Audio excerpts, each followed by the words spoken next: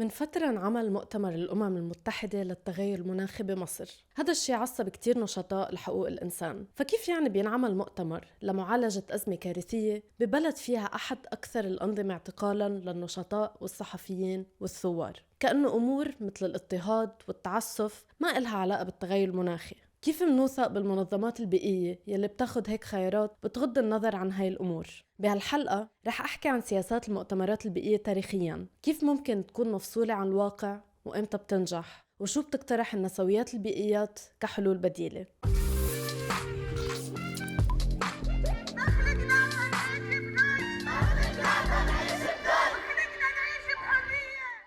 بآخر حلقتين ركزنا على موقع النساء بالأزمات البيئية وعلى علاقة الاستعمار والرأسمالية الاستخراجية بتدهور المناخ. بناء على هالمعطيات صار فينا نتطلع على الحلول المطروحة ونشوف إيجابياتها وسلبياتها. مسؤولية الفردية.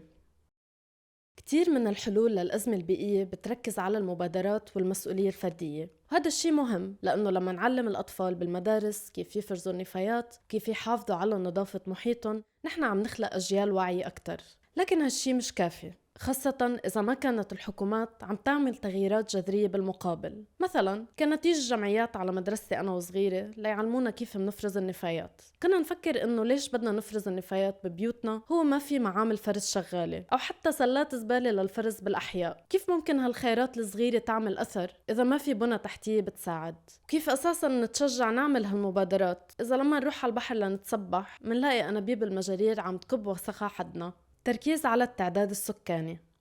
نسمع كتير عن أزمة التكاثر السكاني وكيف الأرض بطلت تتحمل هالقد ناس، بس ما بننتبه قديش عم نسمح للحكومات إنها تتدخل بخيارات النساء الإنجابية من خلال هذا الخطاب. لما تركز السياسات المقترحة للأزمات البيئية على عدد الأطفال المسموحة لكل عائلة وعلى مبادرات تنظيم الأسرة بالبلاد الفقيرة بالأخص، فهي بتكون عم تفتح المجال للدول لتقدر تتحكم بعد زيادة بقديش مسموح النساء تقرر مصيرها، إذا مسموح تخلف أو لا، مسموح تستخدم وسائل منع الحمل أو لا، أو مسموح تعمل إجهاض أو لا. وبصير في عنا ثقافة مجتمعية بتعيب النساء إذا ما قدرت تلتزم. التركيز على عدد الأطفال مش بس بيقيد النساء، بل كمان بغير شكل المشكلة من مشكلة توزيع غير عادل للموارد، بيصير يسميها مشكلة تضخم سكاني. فنحن عنا أكل بيكفي 10 مليار إنسان ونحن فقط 7، فكيف بعد عنا مجاعة؟ كمان الأطفال الميسورين مادياً خاصة بالبلاد الغنية بيستهلكوا أضعاف المنتجات يلي بيستهلكها الأطفال الفقراء، وبيتركوا بصمة بيئية ملوثة أكبر على الأرض. تمكين النساء. بعض المشاريع البيئية بتركز على تمكين النساء من خلال ديون للشغل بالزراعة، وللصراحة في كتير من هاي المشاريع نجحت ببلاد مختلفة، لكن هذا النجاح بضل محدود.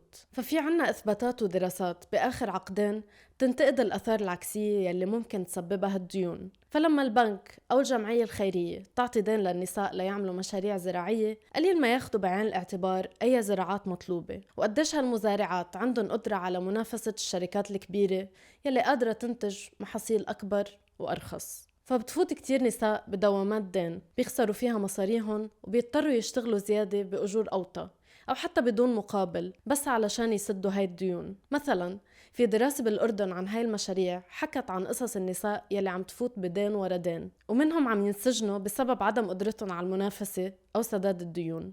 تجنب الحديث عن العسكرة.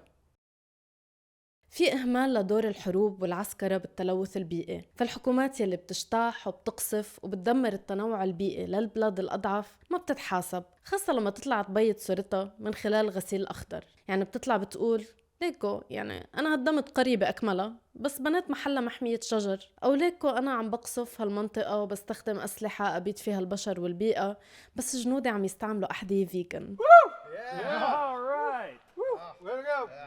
لائحة الأمثلة ما بتخلص، والأكيد أنه طالما ما عم نحكي عن ميزانيات الدول الحربية والأثر الكارثي يلي بتتركه على المدى الطويل فالسياسات البيئية ناقصة. ضريبة البيئية. أحد السياسات يلي تم اتباعها آخر فترة للتخفيف من وتيرة الاحتباس الحراري هي إن نحدد لكل شركة ومصنع كمية محدودة من قديش مسموح إلها تنتج ملوثات. هالمبادرة بتهدف لأنه تحد من التلوث، لأنه إذا الشركة تخطت النسبة المسموح فيها رح تدفع الضريبة. بس طبعاً قد ما النظام الرأسمالي سلس صار فيها الشركة يلي صرفت 80% من المسموح تبيع ال20% الباقيين لشركة تانية، والشركة التانية بيصير مسموح إلها تنتج 120% من الملوثات. ففعليا ما تغير شيء. مش بس هيك، الشركات الضخمة ما بتفرق عندها هاي الضرائب ولا بتأثر فيها، أما الشركات والمصانع الصغيرة ممكن تسكر. فهيك حلول ممكن تسمح للشركات الغنية إنها تتحايل على الهدف الحقيقي من الضرائب. يعني عم نعطي حلول مثل يلي بيمسك دانه اليمين بإيده الشمال. الأمثلة طويلة وما بتتلخص بفيديو واحد، لكن الواضح إنه المنطق يلي بتتبعه هالسياسات هو منطق برقع للمشاكل البيئية بدون ما يغوص بجذورها، وبيتعامل مع التغير المناخي كأنه مشكلة علمية بحاجة لحلول علمية، بدون ما يتطلع على انعدام المساواة والعدالة حول العالم أو توزيع الموارد الظالم كسبب جذري للأزمة. لهيك اقترحت بعض النسويات البيئيات حلول بتنظر للنظام الاقتصادي الرأسمالي ونموه الحالي كنظام مستحيل يسمح بحلول حقيقية. فإذا كان النظام الرأسمالي بيعتمد على النمو المستمر للثروة والاقتصاد، فرح يضل عم يعتمد على استغلال الطبيعة من أجل الربح، استغلال النساء من أجل شغلهم الإنجابي والرعاية المجاني، واستغلال عمالة العالم الجنوبي من أجل الأجور المتدنية. فمفهوم النمو الاقتصادي ما بياخد بعين الاعتبار كيف هاي الثروة موزعة على حساب شو ومين عم تكبر، ولا بيهتم لوضع الحقوق والمساواة بالبلد الفلاني. بيهتم فقط بقديش هالبلاد عم تصنع منتجات وقديش الناس عم تشتري منتجات، وكأنه هاد دليل النجاح والتقدم البشري. هذا النمو بيعتمد بطبيعته على الاستهلاك، فكل ما استهلكنا أكتر كل ما استنزفنا موارد أكتر وكبينا زبالة أكتر. وبالتالي مفكرات ونشطات مثل أريال صالح وفاندانا شيفا شجعوا على تخفيف وتيرة النمو الاقتصادي، أو يلي بيسموه دي جروث، ليشجعوا على اقتصادات بتهتم بكرامة الإنسان وحاجاته بدل ما تشجع على مراكمة الموارد والثروة. فإنتاج الأكل ووجود طبابة وتعليم وحماية اجتماعية كافية أهم من القدرة على استهلاك سلع كتير. فبيشجعوا مثلا على إزالة الإعلانات الاستهلاكية من المساحات العامة، وزيادة المساحات المشاع يلي عامة المجتمع فيهم يستخدموها ليزرعوا ويستفيدوا من الأرض أو يعملوا نشاطات ثقافية فيها. كمان بيشجعوا على حلول بتهتم بتصميم المدن بناء على حاجات الناس، فبتبطل هالمدن مركزة على السيارات وبتركز أكتر على المشي والمواصلات العامة وسواقة الدراجات. وبيشجعوا على التركيز على فرض ضرائب على البيوت الفاضية ليشجعوا الناس تأجر بيوتها بدل ما نضل عم نبني بنايات زيادة. وبتشجع على مشاركة السكن بين الناس بدل ما نضل عم نكسر الجبال للتمدد العمراني ونضل عم نقلص المساحات الخضراء الموجودة. وهي فقط نبذة عن بعض الحلول لتقليص النمو الاقتصادي المؤذي. ففي جملة سمعتها وحبيتها كتير عن النمو الاقتصادي بتقول: مش كل نمو بالضرورة جيد أو مفيد، مثل ما زيادة نمو الخلايا بالجسم بتؤدي لسرطان.